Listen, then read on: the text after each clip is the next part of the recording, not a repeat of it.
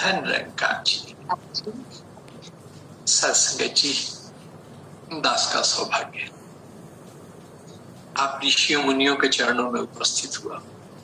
आप ऋषियों मुनियों के चरणों में बैठा, ऋषियों मुनियों के चरणों में भी आदेश मान करके बैठा। हंस के जो हुक्म मान लिया, समझो कि किस्मत तर गई। आदेश मान के बैठा, और जहां आदेश में बैठ गए वहां पर आशीर्वाद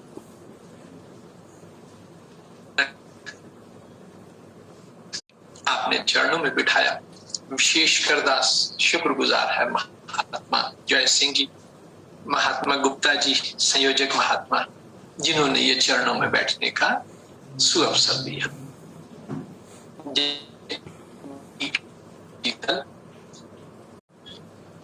दास तो आशीर्वाद देने आया है। हाँ, आदेश हुआ है। हम गुरु चर्चा में बैठे हैं, ज्ञान गोष्ठी में बैठे हैं। गोष्ठी में विचारों का आदान प्रदान, और निराकार एक है। ये सत्य, आद सच, जुगाद सच। इसको बोलने वाले चेहरे बदलते रहे, इसको प्रकट करने वाले चेहरे बदलते रहे, भाषा बदलती रही, मगर सत्य एक था, एक है और एक रहेगा। तो दास कोई मुख्य वक्ता बनकर के नहीं, आशीर्वाद लेने के लिए आया। ये आपका बड़प्पन है, आप कुछ भी कहो। गुरु की कृपा से, गुरु की प्लानिंग ऐसी है कि दास को गुरु ने भोपाल में बिठाया है और आपको गुजरात के अंकलेश्वर में गुप्ता जी की सरपरस्ती में बिठाया है। अब ये इसकी प्लानिंग है। अगर सबको अंकलेश्वर में बिठा देगा तो फिर भोपाल में किसको बिठाएगा, और सबको भोपाल में बिठा देगा तो फिर अंकलेश्वर में किसको बिठाएगा। ये इसकी प्लानिंग है। अगर सार में देखें, वन वर्ल्ड वन फैमिली, एक पिता एक कस के हम बालक, हम एक के बच्चे हैं, हम सबका रचनहार। ये शाश्वत सत्ता, ये निराकार पवित्र परमात्मा, ये एक है। और सतगुरु के प्रति विश्वास, भाई ऐसे विश्वास तो नहीं आ सकता। कहीं ना कहीं हाँ, ये बुद्धि बहुत छोटी है। पहले तो 5.5 फीट का शरीर, उसमें फिर 5 ज्ञान इंद्रियां, विश्वास की ज्योति सतगुरु के, जो मुझे सत्य से जोड़ो।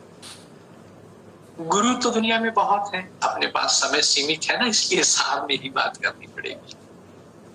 गुरु तो दुनिया में बहुत है। ये बटन बंद किया हुआ है। जिसने मुझे बटन बंद करना सिखाया, चाहे उसने स्वीकार ना किया हो कि वो मेरा गुरु है, मगर अप्रोक्ष रूप से मैंने उसकी नकल मारी है, तो वो मेरा गुरु है। गुरु जो मुझे कोई गुर दे, जो मुझे कोई हुनर दे, उसको गुरु कहते हैं। और जो मुझे सत्य से जोड़ते, उसको सतगुरु कहते हैं। उसको पूर्ण पुरुष कहते हैं, उसको महापुरुष कहते हैं, उसको महानुभाव कहते हैं। गुरु ने हमें किससे जोड़ दिया? एक ईश्वर से जोड़ा। किसी भी धार्मिक ग्रंथ से मिला। निराकार के ये निराकार प्रभु के 4 गुण, ये सर्वव्यापी है।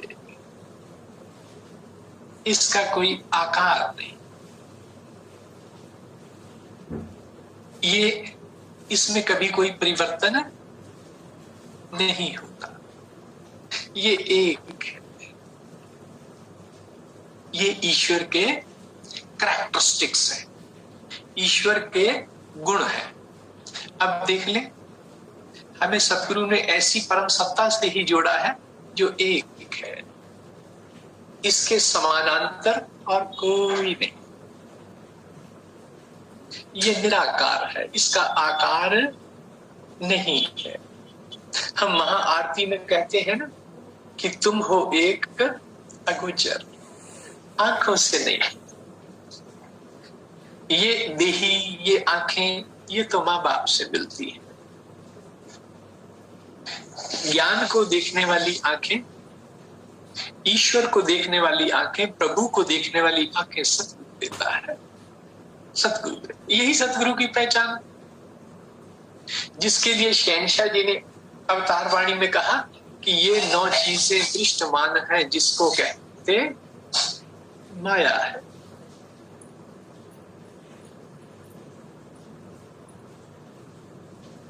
नाशवान जगत को देखती है, मगर इन 9 के बीच में 10वां ये आकार से रहित, 10वां ब्रह्म इनों से न्यारा, जो इनसे बिल्कुल अलग है। अब देख लें, बाकी सारे के सारे आकार है, आज नहीं पर सब में परिवर्तन हो रहा है। एक ये पृथ्वी है, ऐसी कई पृथ्वियां और हैं, मगर सत्य के समानांतर ना कुछ था।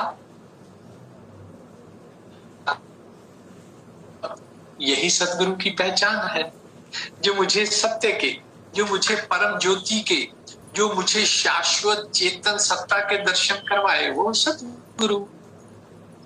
अब बात खाली इससे नहीं बनेगी, मेरा विश्वास इस एक पर आ जाए। अगर तो पहले तो दास यहां ये प्रार्थना कर दे कि ये विश्वास उधार नहीं चलता, कि उसको आ गया था तो मुझे भी आ जाएगा। बिल्कुल नहीं आएगा ऐसे। उसने जिंदगी में इसको अनुभव किया। तू ही निराकार, हे ईश्वर। तू किसको कहते हैं? जो बिल्कुल मेरे सामने। ही केवल तू ही तू है, तू ही तू है, तू ही तू है। मगर प्रभु ईश्वर तेरा आकार नहीं, तेरा आकार नहीं। मैं तेरी शरण में थोड़ी हूं। अब मेरी मर्जी है ही, अब मेरी मर्जी तेरी मर्जी। अगर मैं बनी रही तो फिर तू की शरण में तो गए ही नहीं। जानकारी होना अलग बात है। भाई दास को पता है कि अंकलेश्वर गुजरात में है। अगर मैं जेब में अंकलेश्वर का तक पहुंचने का नक्शा रख लूं या जीपीएस ऑन कर लूं अपनी गाड़ी में, तो क्या मैं अंकलेश्वर पहुंच जाऊंगा? नहीं, मुझे अंकलेश्वर की दिशा में कदम उठाने होंगे। मुझे 3 काल है सत्य, मिथ्या है संसार। मुझे इस सत्य परम ज्योति की तरफ कदम बढ़ाना होगा। और अंकलेश्वर में एकदम से कूद के चला जाऊंगा। एक एक कदम बढ़ेगा, step by step. Yes, I should have my destiny, my destination बहुत क्लियर होना चाहिए। मेरे को तो उसी कदम बढ़ाऊं, रास्ते के बाग बगीचे देख के रुक नहीं जाऊं। ये तो अंकलेश्वर की बात है, सतगुरु के विश्वास। और ये मन में, मन क्या है? पहले तो मेरा मन एक नहीं है, मेरे मन कई है। एक मन कहता है निकाले, एक मन कहता है संसार भी तो चलाना है, थोड़ा धन भी तो एकत्रित करना है, थोड़ा किसी पद प्रतिष्ठा पर भी तो बैठना है, थोड़ा रस का भोग भी तो करना है। एक मन कहता है कि नहीं, ये महापुरुष सच्ची बात कह रहे हैं, जला ले अपना दीपक। मगर दूसरा मन मेरे को खींचता है, मेरे को जो तजुर्बा है पशुओं का, वो पार्श्विक प्रवृत्ति मेरे को नीचे खींचती है। और सतगुरु मेरी तरफ हाथ बढ़ा के मुझे कहता है आगे आ जाओ, मेरे पास आ जाओ। यहाँ आनंद ही आनंद है, यहाँ परमानंद है। दरअसल में हम हैं तो सतचित आनंद की अंश, मगर हम भूल गए, हमको विस्मरण हो गया, हम भूल गए, भूले को प्रभ मार्ग पाया। हम भूलों को ही तो ये रास्ते पे चढ़ा रहा है। सतगुरु के विश्वास की युक्ति, सतगुरु जो मुझे सत्य से जोड़, सत्य संरंगकारी मिशन ने बनाया नहीं है, सत्य तो था, है, रहेगा। सिर्फ हमारी आंखों के ऊपर, हमारे अनुभव के ऊपर जो धन, पद, प्रतिष्ठा, रस, भोग, इनकी जो मोटी परत चढ़ गई थी, सतगुरु ने हटा दी और क्या कहा, परम पिता परमात्मा कण कण तेरा पास। हे मेरे पिता के भी पिता, मेरे पिता के भी पिता, मेरे पिता के भी पिता, तेरा कण कण में वास है। अब ये किसी शायर की बात नहीं, ये अनुभवी की बात है। जिसकी जिंदगी में ईश्वर आया, ये उसने लिखा है। और जिसने अपने आप को बाबा बूटा सिंह जी महाराज के चरणों में समर्पित किया, ये उसने लिखा है। जितने भी धार्मिक ग्रंथ हैं, जिनकी जिंदगी में परमात्मा आया, ये उन्होंने लिखा है। मिलन के बाद लिखे हैं, मिलन से पहले मैं जानता नहीं किसी अंकलेश्वर के संत को, मैं उसकी तारीफ, उसकी इंट्रोडक्शन कैसे दे दूंगा? मैं गुप्ता जी को जानता नहीं, मैं इंट्रोडक्शन कैसे दे दूंगा? जिन्होंने जाना और जाना ही नहीं, जिन्होंने इसको जान करके जिया, जीना अलग बात है, जानना अलग बात है। परम पिता परमात्मा, हे परमात्मा तू परम है, कण कण तेरा, तेरा किसको कहते हैं? जो बिल्कुल मेरे सामने हो। कण कण तेरा वास, करण करावण हाथ, सब कुछ तेरे, करने वाला तू कर। अब कृपा करके अपने हृदय पे हाथ रख के पूछे तो सही, सच में मेरे को ऐसा लगता है कि जो ये हो जाएगा, इसके सच में मेरे को ऐसा, जब वो भक्त हनुमान को, जब वो अशोक वाटिका में वहां लंका में चले गए, माता सीता जी क्या हुआ? फल खाए, सब उजाड़ दिया, मेघनाथ आया। ये भी रावण के समक्ष प्रस्तुत होना चाहते थे हनुमान जी, मेघनाथ ने बांधा और ये बंध गए। और मेघनाथ रावण के दरबार में ले जाता है। जब ये कहानी लंबी है, जब ये वापस आ जाते हैं अयोध्या, तो जामन जी कहते हैं आपको डर नहीं लगा?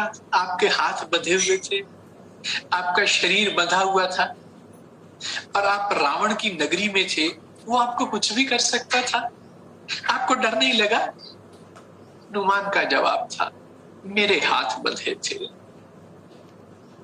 मेरे राम के हाथ नहीं बंधे हुए, इनके हाथ तो खुले हैं, ये जो चाहे कर। क्या सच में ये मेरे को विश्वास आ गया?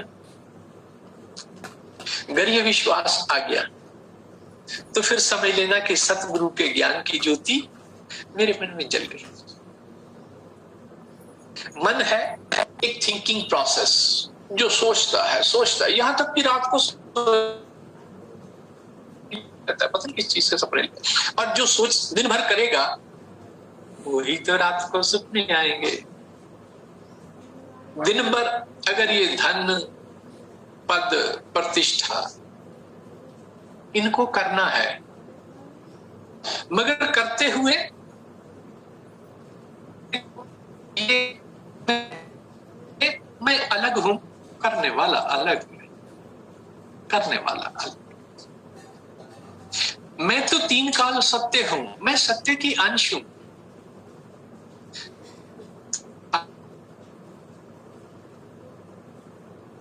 और जब तक मन के अंदर भक्त कबीर की वाणी है कि कबीरा मन तो एक है, चाहे जहां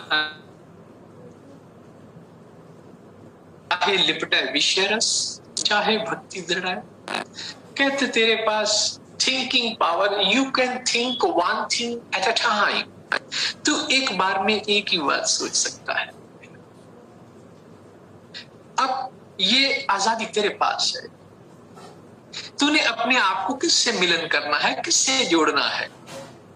भाई जो पास्ट है वो निकल गया, वो उसको हम रिवर्स गियर लेके वापस कर ही नहीं सकते। और फ्यूचर पता नहीं कल सूरज चढ़ेगा कि नहीं, हवाएं चलेगी कि नहीं, शरीर चलेंगे, गॉड नोस। कल का पता है किसी को भी नहीं पता। कल तो छोड़ो, कल की तो छोड़िए जनाब, कल का पता नहीं। आओ सजा ले आज को, कल का पता नहीं। ये जो कल आएगा वो कल कल नहीं आएगा, वो भी आज बन